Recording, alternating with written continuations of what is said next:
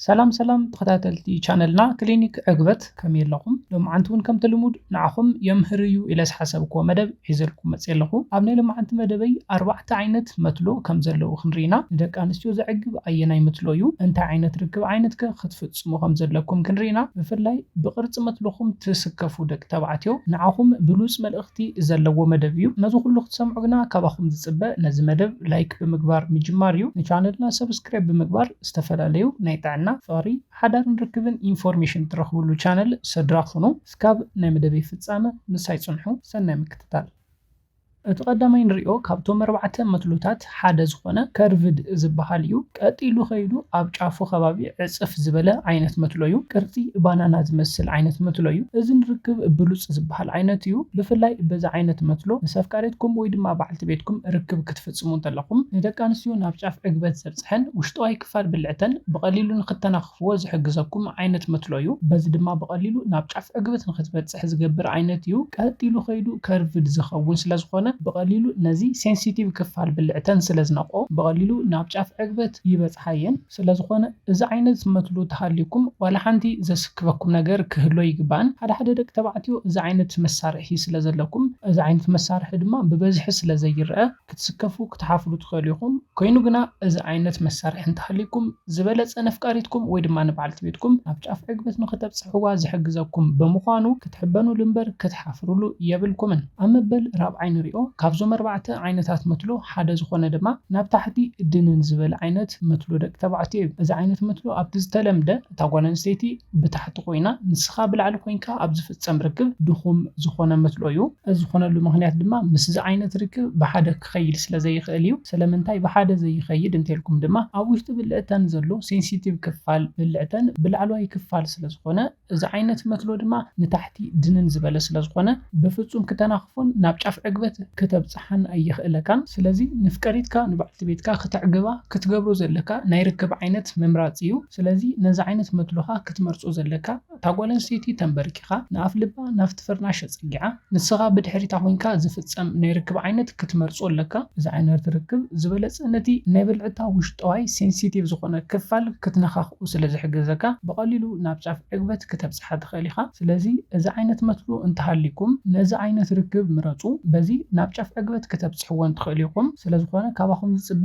ምስ ቅርጽ መትሎኹም ዝኸይድ ዓይነት ርክብ ምምራጽ እዩ እዚ ብጣዕሚ ኣገዳሲ ነገር እዩ ነዚ ንምግባር ድማ ዝተፈላለዩ ናይ ርክብ ዓይነታት ምፍታን የድልዩ ፈቲንኩም ድማ ንፍቃሪትኩም ኣየናይ ዝበለጸ ዕጊብዋ ዝብል ብምስትውዓል ብኡ ዝበለጸ ርክብ ምፍጻም እዩ ስለዚ ትመርጽዎ ናይ ርክብ ዓይነት ምስ ቅርጽ መትሎኹም ይኸይዶ ይኸይድን ዝብል ምፍላጥ እዩ እምበር እዚ ዓይነት መትሎ ኣይዕግብን ክበሃል ኣይኽእልን ኣብ መበል ሳልሳይ ንሪኦ ካብዞም 4 ናይ መትሎ ዓይነታት ሓደ ዝኾነ ድማ ሕዚ እቶም ዝተረፉ ክልተ ብሳይዝ ኢና ክንፈልዮም ነዊሕን ሓጺርን ኢልና ብሳይዝ ኢና ክንፈልዮም ንኽእል ስለዚ ሕዚ ንሪኦ ተሳልሳይ ድማ ነዊሕ መትሎ ዝበሃል እዩ ነዊሕ መትሎ ንደቂ ኣንስትዮ ፈለማ ዕግበት ዝህበን ክሪኦ እንተለዋ እዩ ከም ዝፈለጥ ርክብ ናይ ኣእምሮ ጾታ እዩ ስለዚ ደቂ ኣንስትዮ ነዊሕ መትሎ ክሪኣ እንተለዋ ፈለማ ቅድሚ ርክብ ዕግበት ይስምዐን ከምዚ ዕግበን ይስምዐን እዚ ብምርኣይ ዝረኽብዎ ዕግበት እዩ ኮይኑ ግና ካብቶም ካልኦት ዓይነታት መትሎ ዝተፈለየ ዕግበት ዝህበን ስለዝኾነ ይኮነን ስለዚ ምስ ረኣየቶ ደስ ይብላ ዝተፈላለዩ መጽናዕትታት ከም ዝሕብርዎ ነዊሕ መትሎ ዝበሃል ካብ 13 ሴንቲሜትር ንላዕሊ እንተኮይኑ እዩ ብጣዕሚ ነዊሕ ዝበሃል ድማ 16 ሴንቲሜትርን ካብውን ላዕልን እንተኮይኑ እዩ 13 ሴንቲሜትር ግና እኹልን ነዊሕን እዩ 16 ካብውን ላዕሊ ሴንቲሜትር እንተኮይኑ መትሎኹም ድማ ኣብዛ ጓል ኣንስተይቲ ቃንዛ ከብጽሕ ዝኽእል ዓይነት መትሎ እዩ ስለዚ 13 እስካብ 16 ሴንቲሜትር መትሎ እንተሃሊኩም ነፍቃሪትካ ንበዓልቲ ቤትካ ብዝግባእ ንኽትዕግባ ዘኽእለካ ዓይነት መትሎ እዩ ቃንዛ ከይተሰምዓ ኣብ ማህፀና ወላ ሓንቲ ጉድኣት ከየብጽሕላ ናብ ጫፍ ዕግበት ንኽተብጽሓ ዘኽእለካ መትሎ ስለዝኾነ ብኡ ክትሕበን ትኽእል ኢኻ ኣብ መበል ራብዓይን ናይ መወዳእታን ንሪኦ ካብቶም 4 ዓይነታት መትሎ ደቂ ተባዕትዮ ዝኾነ ድማ ሓጺር መትሎ ዝበሃል እዩ ሓጺር ዝበሃል መትሎ ናይ ባዕሉ ዝኾነ ጥቕሚ ኣለዎ እዚ ድማ ብዝደለኹሞ ዓይነት ርክብ ክትፍጽሙ ምኽኣልኩም እዩ ብዝደለኹሞ ዓይነት ርክብ ክትፍጽሙ እንተለኹም ኣብ ኣፍቃሪትኩም ወይ ድማ በዓልቲ ቤትኩም ወላ ሓንቲ ቃንዛ ኣይስምዐንን እዚ እታ ሓደ ጥቕሚ ናይ ሓፂር መትሎ እዩ ኮይኑ ግና ብዝኾነ ነፍቃሪትኩም ወይ ድማ ንበዓልቲ ቤትኩም ናብ ጫፍ ዕግበት ንምብፃሕ መትሎኹም ምኑሑን ምሕፃሩን ክንዲት ኣገዳሲ ኣይኸውንን ብልዕቲ ሴንሲቲቭ ክፋል ኣለዎ ነዚ ሴንሲቲቭ ክፋል ብልዕተን ብዝግባእ ምትንኻፍ እዩ ተገዳሲ ዝኸውን ነዚ ድማ ነቲ ደጋዋይ ክፋል ጉድበ ዝበሃል ሴንሲቲቭ ክፋል ብልዕተን በፃብዕትኹም ብመትሎኹም ብምሕሳይ ናብ ጫፍ ዕግበት ክተብፅሕዎን ትኽእሉ ኢኹም ነቲ ውሽጣዋይ ሴንሲቲቭ ክፋል ብልዕተን ድማ ኣብ ላዕለዋይ ክፋል ስለ ዝርከብ ኢቭን በፃብዕትኩም ከይተረፈ ብምሕሳይ ክትዕግብዎን ትኽእሉ ኢኹም እዚ ማለት ከበፃብዕቲ ዝሓፅር መትሎ የለን እሞ ስለዚ ኩሉ ወዲ ብዘለዎ መሳርሒ ነፍቃሪቱ ናብ በዓልቲ ቤቱ ናብ ጫፍ ዕግበት ከብፅሓ ከም ዝኽእል ክፈልጥ ኣለዎ ስለዚ እዚ ራብዓይ ሓፂር ዝበሃል መትሎ እንተሃሊኩም ዋላ ሓንቲ ፀገም የብሉን ነፍቃሪትኩም ክትዕግቡ ከም ትኽእሉ ክትፈልጡ ኣለኩም ብፍላይ ድማ ኣብ ግዜ ርክብ ቃንዛ ብስምዐን ደቂ ኣንስትዮ ተመረፅቲ ኢኹም ትኾኑ ምክንያቱ ድማ ብዝደለኹም ዓይነት ርክብ ብዘይ ሓንቲ ቃንዛ ርክብ ክፍፅማ ስለ ዝሕግዘን እዩ ነዚ ቅድሚ መደበይ ምዝዛመይ ነዞም 4 ናይ ደቂ ተባዕትዮ ናይ መትሎ ዓይነታት ክነጠቃልሎም ተቀዳማይ ሪናዩ ዝነበርና ናይ ደቂ ተባዕትዮ ናይ መትሎ ዓይነት ቀጢሉ ወሪዱ ኣብ ታሕቲ ከርቭድ ዝኸውን ወይ ድማ ዝዕፀፍ ዓይነት መትሎ እዩ እዚ ድማ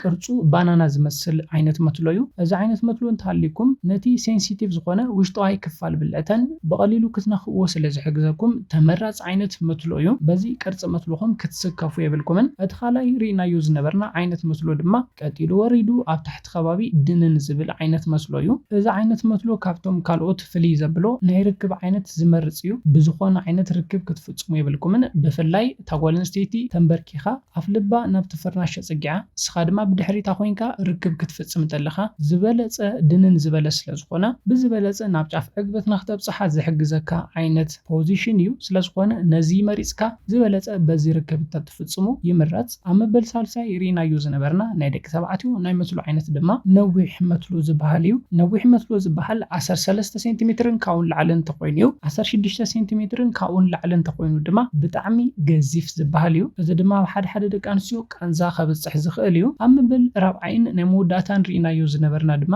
ሓፂር ዝበሃል መትሎ እዩ ሓፂር ዝበሃል መትሎ ድማ ብሓደ ደቂ ኣንስትዮ ተመራፂ እዩ እዚ ድማ ምክንያቱ ቃንዛ ዝስምዐን ደቂ ኣንስትዮ ኣለዋ ስለዝኾነ ድማ ብዝደለኹም ዓይነት ርክብ ወላ ብዘይ ሓደ ቃንዛ ርክብ ንኽትፍጽሙ ዝሕግዘኩም ስለዝኾነ ቃንዛ ብዝስምዐን ደቂ ኣንስትዮ ዝበለጸ ተመረፅቲ ይገብረኩም እዩ ስለዝኾነ 00 ናይቲ መትሎ ምንዋሕ ምሕፃር ዘይኮነስ ተገዳሲ ነዚ ሴንሲቲቭ ክፋል ብልዕተን ምትንኻፍ እዩ እሞ ኩላኹም ክትዕግቡ ከም ትኽእሉ ክትፈልጡ ኣለኩም ከምዚ ዓይነት መትሎ እዩ ዘለኒ ነፍቃሪተይ ንበዓልቲ ቤተይ ክዕግባ ኣይክእልን ኢልኩም ክትሓስቡ የብልኩምን ኢቭን በፃብዕቲ እውን ክትዕግብዎን ስለ ትኽእሉ እዩ ነዚ ኢለ ናይ ልምዓንቲ መደበይ በዚ ከዛዝም ካብ ናይ ልምዓንቲ መደበይ ዝኾነ ሓድሽ ነገር ከም ዝሓስኩም ተስፋ ይገብር መደብና ናብ ብዙሓት ሰባት በፂሑ ብዙሓት ኣሕዋትና ትምህርቲ ይወስድሉ ንመደብና ላይክ ሼር ምግባርኩም ከይርሳዕ ንቻነልና ሰብስክራይብ ብምግባር ድማ ዝተፈላለዩ ናይ ጥዕና ናይ ርክብ ናይ ሓዳርን ኢንፎርሜሽን ትረኽብሉ ቻነል ስድራኹኑ ብኻሊእ ማሃራይ መደብ እስካብ ንራኸብ ሰላምን ጥዕናን ንኹላትና ይቐኒየለይ